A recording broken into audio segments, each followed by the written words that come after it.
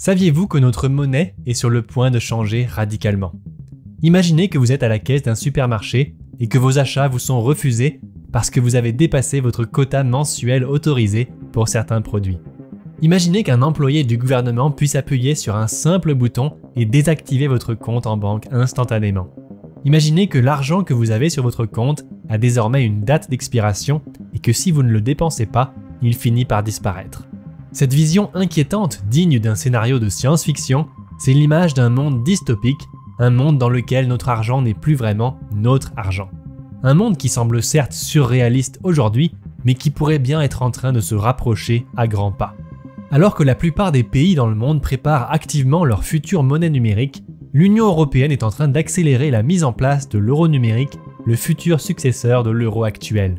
La Banque centrale européenne vient d'ailleurs de présenter, fin avril, son 3e rapport sur l'euro numérique en vue d'un éventuel lancement au plus tard en 2027. Peu de gens s'en rendent compte pour le moment, mais nous utiliserons tous probablement très bientôt des euros qui n'existeront que dans le cyberespace et que nous dépenserons via une application sur nos smartphones. Mais malgré un côté futuriste amusant et des promesses qui se veulent rassurantes, nous allons voir que derrière la technologie de l'euro numérique se cachent en fait des dangers assez terrifiants et pourtant méconnus du grand public. Dans les prochaines minutes, voyons ensemble comment et pourquoi l'euro numérique risque de devenir un outil de contrôle et de surveillance de la population, une sorte de prison numérique de laquelle il sera très difficile de ressortir. Mais avant ça, permettez-moi de vous souhaiter la bienvenue sur la chaîne Money Files. Si vous êtes intéressé par des sujets comme l'économie, la finance et le système monétaire, je vous invite à vous abonner et à appuyer sur la petite cloche pour ne pas manquer les prochaines vidéos. Et si cette vidéo vous plaît, n'hésitez pas à appuyer aussi sur le bouton j'aime, ça me fera très plaisir et ça m'aidera à faire connaître la chaîne.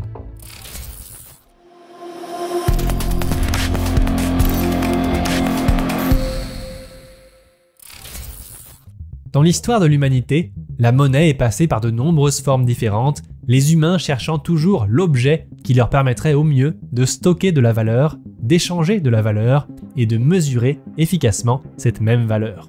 D'abord des coquillages ou des rochers, puis des métaux précieux, puis des bouts de papier représentant ces mêmes métaux précieux, et enfin de simples entrées dans des bases de données informatiques. Dans notre monde moderne et ultra connecté, cela semble presque logique que la monnaie elle-même finisse par être, elle aussi, dématérialisée.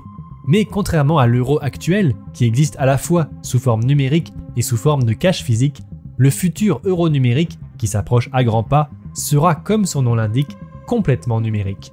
D'après le dernier rapport de la BCE, le nouvel euro sera mis à disposition du grand public au travers d'un portefeuille numérique. Ce portefeuille sera accessible soit en téléchargeant la future application officielle fournie par la BCE, soit intégré comme un onglet supplémentaire au sein des applications bancaires existantes. Parmi les avantages mis en avant par la BCE, d'abord le côté pratique, puisque les citoyens auront la possibilité de payer depuis n'importe où, de façon instantanée, simplement avec leur smartphone. Mais aussi un euro plus sécurisé, puisque l'euro numérique permettra d'améliorer la lutte contre la fraude et le blanchiment d'argent. La plupart des gens se diront probablement que cette transition vers l'euro numérique ne changera pas grand-chose pour eux, puisqu'à première vue, les différences avec l'euro actuel ne sautent pas aux yeux. Après tout, l'euro est déjà majoritairement numérique. Mais comme nous allons le voir, il y a des différences de taille qui changent tout. Avec l'euro numérique, tous les comptes bancaires et toutes les transactions seront sous le contrôle d'une seule entité, la Banque centrale européenne. On est donc forcé de réfléchir sérieusement aux implications d'une société où l'argent est complètement numérique, donc sans pièces et sans billets, et où cet argent sera entièrement contrôlé par une seule entité centrale. La première implication de ce changement de paradigme, c'est que les transactions en euros numériques seront complètement traçables. La présidente de la BCE a d'ailleurs déjà déclaré que la confidentialité complète des transactions ne sera pas envisageable avec l'euro numérique.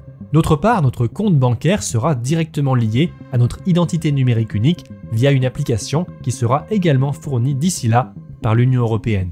Contrairement au cash physique, les transactions en euros numériques risquent donc d'être complètement visibles par la Banque centrale et elles seront aussi liées à notre identité. Et en cas de suppression concomitante du cash physique, cela veut dire que nous n'aurons plus la possibilité de transacter de façon privée. Mais ce n'est pas tout.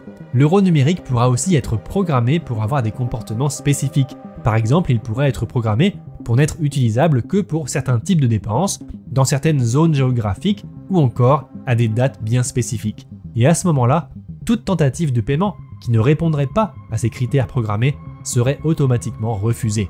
D'ailleurs, le président de la Banque des règlements internationaux, également appelée la Banque centrale des banques centrales, l'explique très clairement. Avec une monnaie numérique, la Banque centrale exercera un contrôle absolu sur les règles et réglementations qui détermineront l'usage de la monnaie et elle disposera également de la technologie nécessaire pour faire appliquer ces règles et réglementations. Ce que tout ça veut dire, c'est que pour la première fois dans l'histoire de l'humanité, ces trois caractéristiques de la monnaie, centralisation, traçabilité et programmabilité, pourraient donc bientôt être intégrées au cœur même du concept de ce qu'est l'argent. Et les implications de ce changement de paradigme sont pour le moins terrifiantes. Nous allons passer d'un système où la monnaie peut être utilisée de façon privée et anonyme pour ce qu'on veut, quand on veut et sans avoir à obtenir la permission de qui que ce soit, à un système où l'euro ne pourra être utilisé que sous la supervision directe d'un pouvoir central, avec la permission d'un pouvoir central et seulement dans les conditions prévues par ce même pouvoir central. Mais après tout, on pourrait se dire que si nous n'avons rien à cacher, alors nous n'avons rien à craindre, n'est-ce pas? Eh bien, peut-être, mais nous avons intérêt à en être certains, parce que si nous nous trompons à ce sujet, une grande question se pose.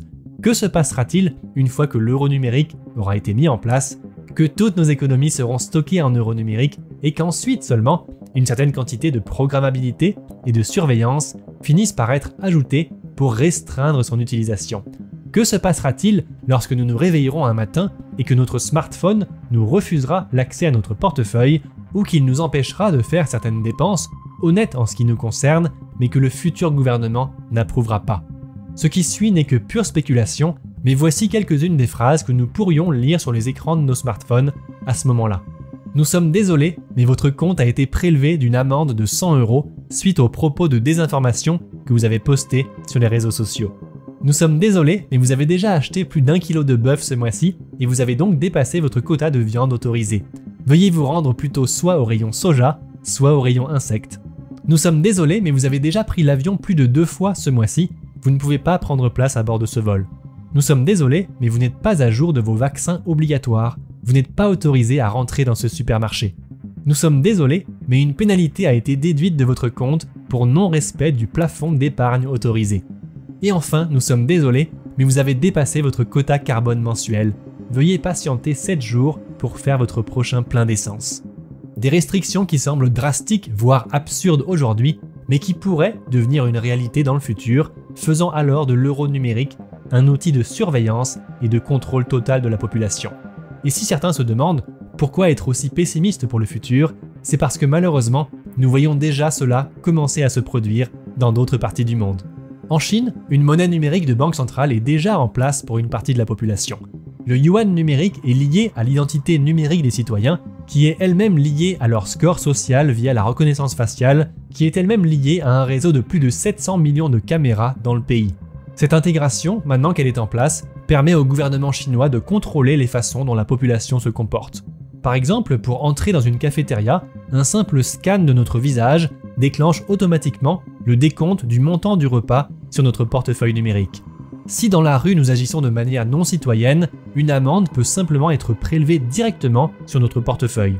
Et si nous écrivons quelque chose d'inapproprié sur les réseaux sociaux, nous pouvons être pénalisés par l'abaissement de notre score social, ce qui vient ensuite restreindre les types de biens et de services que l'on peut acheter. Mais tout cela ne pourrait pas se produire en Europe, n'est-ce pas? Les représentants de la Banque Centrale Européenne se veulent rassurants sur ce point, et d'ailleurs, le dernier rapport de la BCE dit clairement que l'euro numérique ne sera pas rendu programmable de cette façon-là. Et cela nous amène donc à la question suivante. Pouvons-nous faire confiance à cette promesse? Eh bien, ce sera à chacun de décider. Quoi qu'il en soit, au vu de ces éléments assez inquiétants, que doit-on garder en tête? Une dématérialisation totale de l'euro semble être à première vue une évolution naturelle et somme toute assez pratique de la monnaie. Mais elle pourrait aussi se révéler être, au final, le plus grand cheval de Troie que nous ayons jamais vu, tant pour notre liberté d'expression que pour notre droit à la propriété privée. En ce sens, la mise en place d'une monnaie numérique de banque centrale représente probablement l'un des plus grands dangers qui nous guettent aujourd'hui, parce que la centralisation totale du contrôle de la monnaie, quelque chose de jamais vu dans l'histoire de l'humanité, ne peut se faire qu'au prix d'un risque de perte totale de souveraineté individuelle. En Europe, on ne voit que très peu de levée de boucliers face à l'arrivée de l'euro numérique. Mais par contre, ailleurs, de plus en plus de personnes, et même certains politiciens, prennent conscience des dangers de ce système. Aux États-Unis, où un projet de dollar numérique est aussi en cours de préparation, de nombreuses voix s'élèvent déjà contre ce changement. Au Minnesota, en Caroline du Nord, au Texas et en Floride, des lois ont déjà été passées ou sont en cours de préparation pour bloquer la mise en place de ce futur dollar numérique. Et enfin, Robert Kennedy, le neveu du feu président John Kennedy et candidat à la présidentielle de 2024, a même fait de la lutte contre les monnaies numériques de banque centrale une partie intégrante de sa campagne présidentielle. La BCE et les gouvernements européens parviendront-ils à convaincre la population d'adopter cette nouvelle monnaie? Seul l'avenir nous le dira, mais malheureusement, la plupart des gens ne seront pas conscients des risques liés à l'euro numérique jusqu'à ce qu'il soit trop tard. Et le plus inquiétant, c'est qu'une fois que l'épargne des citoyens se retrouvera coincée dans ce nouveau système, alors ce sera très difficile d'en ressortir, particulièrement dans le cas de la mise en place d'interdictions d'échange vers d'autres monnaies. Le but de cette vidéo est donc de contribuer à tirer la sonnette d'alarme sur ce danger qui menace notre société. D'ailleurs, si vous êtes un tant soit peu inquiet vous aussi après cette vidéo, n'hésitez pas à la partager avec des personnes que ça pourrait intéresser. Plus il y aura de gens qui comprendront ces risques et qui contribueront à diffuser ce message, plus nous aurons de chances d'impacter positivement notre avenir. Je vous remercie grandement d'avoir suivi cette vidéo. Si elle vous a plu, n'hésitez pas à appuyer sur le bouton j'aime, à vous abonner et à appuyer sur la petite cloche pour ne pas manquer les prochaines vidéos. En attendant, je vous dis à très bientôt pour de nouvelles aventures.